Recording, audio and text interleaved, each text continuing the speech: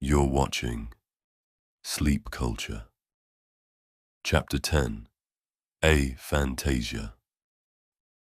Take a moment, close your eyes, and picture a ball on a table. What do you see? Is it a basketball, a tennis ball, a ball from a children's playground? What color is it? Does it have a smooth or textured surface? Is there a shadow beneath it? Likewise, how do you picture the table? Is it made of wood, marble, steel? What is the temperature of the room they are in? What does it smell like? What does it sound like? How does it feel? How vivid are the images you see when you close your eyes? Are they loud, shocking, full of colorful detail? Or muted, faint, fluttering in and out? Or perhaps for you, there are no images at all. No ball, no table. Just the same darkness as if your eyes had never closed at all. For some, visualization is effortless, a private movie theater in the mind, where memories and fantasies play on demand. For others, the screen remains blank, silent. This is aphantasia, the inability to summon mental images. Those with it may recall details, but they do not see them. They know the ball is red because they remember being told it was red, not because they can summon the color in their mind's eye. They know the table is wooden because this is their default table icon. Their thoughts exist as concepts, not pictures. Their imagination functions without a visual component. And until they hear about aphantasia, many of them assume that this is how everyone thinks. The term aphantasia is relatively new, formally named in 2015 by neuroscientist Adam Zeman. But the phenomenon has existed as long as thought itself. The earliest known description comes from Francis Galton, a 19th century scientist who conducted a peculiar survey. He asked participants to recall their breakfast table from that morning and describe the level of detail they could see in their mind. Some could vividly recreate the light reflecting off their teacup, the shape of their spoon resting on the saucer. Others saw only words, concepts, a factual awareness that the table existed, but with no internal image to accompany it. Galton noted the striking differences, but his observation remained just that, a curiosity. The idea that some minds could not visualize at all wasn't pursued with much scientific rigor until the 21st century. Then came Zeman's case study of a man known as MX, who lost his ability to visualize after a minor surgical procedure. Before the operation, he could summon mental images at will. Afterward, his mind's eye went dark. Yet his ability to think, remember, and even dream remained intact. This raised profound questions. If some people lose visualization due to brain injury, could others simply be born without it? The answer, as it turned out, was yes. When Zeman published his study in 2015, hundreds of people came forward, realizing for the first time that their way of thinking was different. These individuals had never lost their mental imagery. It had never been there to begin with. Aphantasia wasn't a defect or a disorder.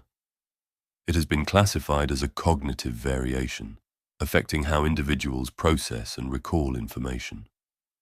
Neuroscientists have studied its implications on memory and creativity, revealing that thought can manifest in diverse ways beyond visualization. It was simply a different way of experiencing thought. Aphantasia is difficult to describe because it is defined by the absence of something others take for granted. Imagine being asked to picture an apple. Most people, if they close their eyes, can visualize an apple in some capacity, perhaps vague, perhaps detailed, but present. An aphantasic does not. Instead, they think about an apple. They might know apples are red or green, have smooth skin, a crisp texture, but there is no accompanying image, only facts, associations and concepts. A fact that is made all the more fascinating when you take these examples out of the world of apples and rubber balls and into the world of humanity. Imagine the face of your mother, of your brother, of your best friend. Imagine the love of your life. Are they smiling, laughing, dancing in a circle? Can you hear their voice? Do they talk back to you? Or are they simply just a description, a blueprint, the action in a screenplay? One common misconception is that aphantasics have poor memory.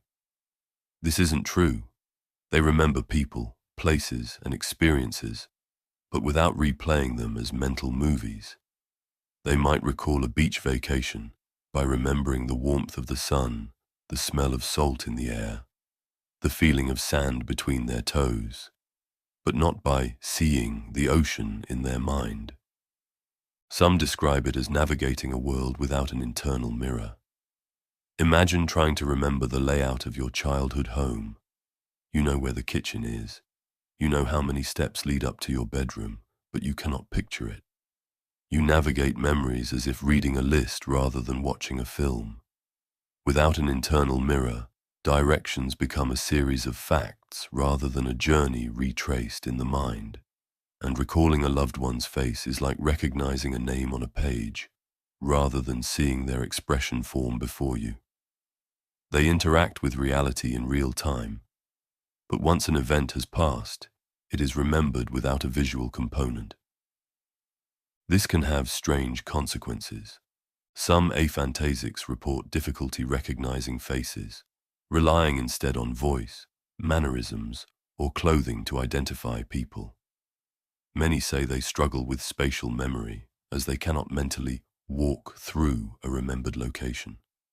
Others say their thoughts feel more word-based, conceptual rather than sensory.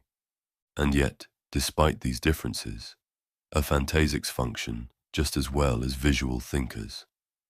Some even argue their lack of mental imagery makes them more efficient, allowing them to process ideas without distraction. At first glance, one might assume aphantasia would hinder creativity. After all, how can a painter create without visualizing? How can a writer describe a scene they cannot picture? Yet many aphantasics excel in the arts. Ed Catmull, co-founder of Pixar, has aphantasia. He helped build an empire of animated films despite never seeing images in his mind.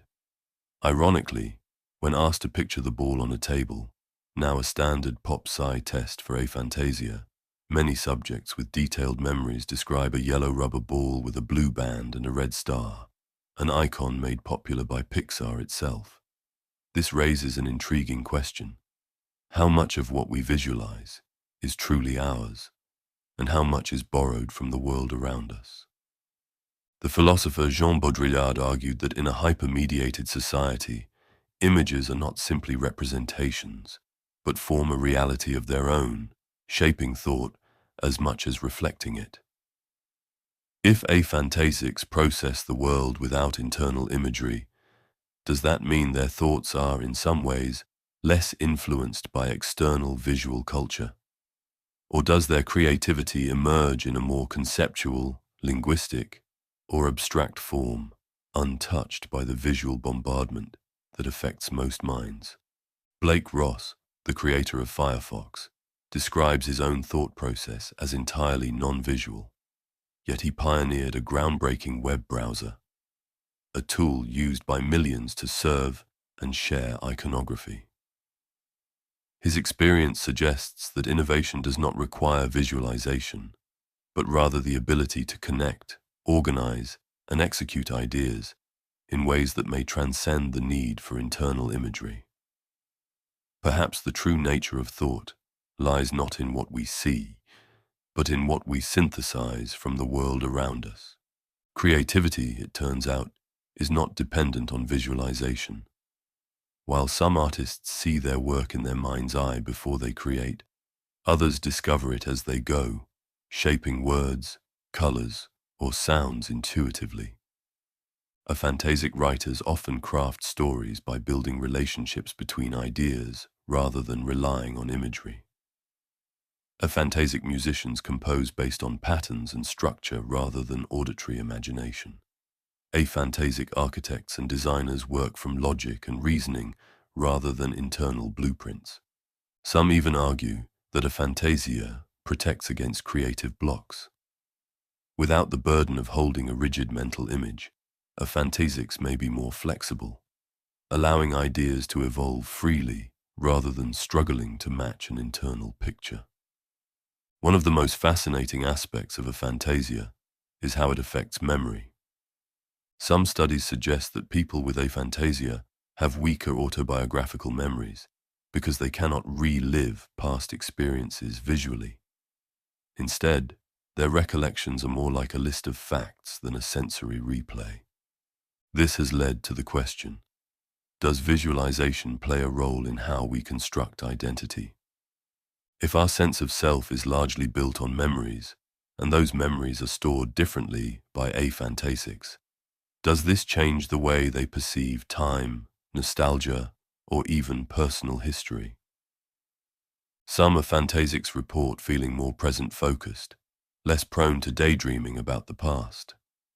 Others say they rely more on logical connections between events rather than emotional or sensory recollection. This could have implications for how we understand trauma, emotional processing, and even conditions like PTSD. If traumatic memories rely on visual flashbacks, could aphantasia serve as a kind of psychological buffer, making emotional wounds less vivid over time? These are questions neuroscience has yet to fully answer. However, ongoing research is beginning to uncover more about aphantasia and the mechanisms behind mental imagery. Studies using fMRI and EEG scans have revealed that individuals with aphantasia show reduced activity in the brain's visual cortex when attempting to visualize, suggesting a neurological basis for the condition. Large-scale surveys and cognitive tests are also being conducted to understand how aphantasia influences memory, creativity, and problem-solving skills.